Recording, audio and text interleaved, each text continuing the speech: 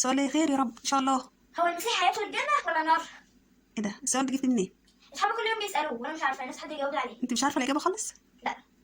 طب انا هقول لك اجابه يا كوكو علشان مش تسالي في السؤال ده تاني. ماشي. تكوني عارفاها وتقولها لاصحابك وتعرفها لاي حد هو مش عارفها. تمام. اول حاجه يا كوكو، الجنه ليس مخصصه للمسلمين فقط. تمام. الجنه للمسيحيين والمسلمين وكل حد بيقول لا اله الا الله. طب هما بيعبدوا يا ماما سيدنا عيسى؟ لا، ما حدش بيعبد سيدنا عيسى لا. مهما كانت ديانته. يعني كل واحد بيقول لا اله الا الله، كل من واحد لا اله الا الله وامن بكتبه ورسله. تمام. وملائكته.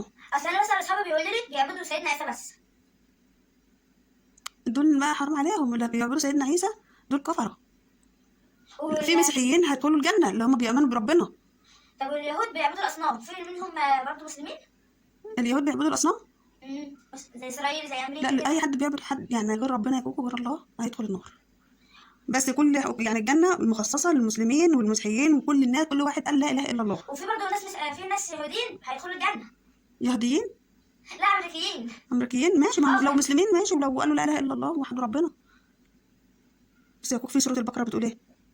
ان الذين امنوا والذين هادوا والنصارى والصابئين من امن بالله واليوم الاخر وعمل صالحا فلهم اجرهم عند ربهم ولا خوف عليهم ولا هم يحزنون. ديت اجابه يعني خلاص كده كل حاجه فيها. نفسي اعرف يعني معناها. كل يا كوكو، كل واحد قال لا اله الا الله وكل واحد امن بربنا من اليهود والنصارى والصابئين، كل واحد امن بربنا وامن باليوم الاخر وعمل صالحا فلهم اجرهم عند ربهم ولا خوف عليهم ولا هم يحزنون. يعني هم يطمنوا ان شاء الله هيدخلوا الجنه. ماشي. عرفتي كده الاجابه؟ حاجه تانية؟ طب الحمد لله.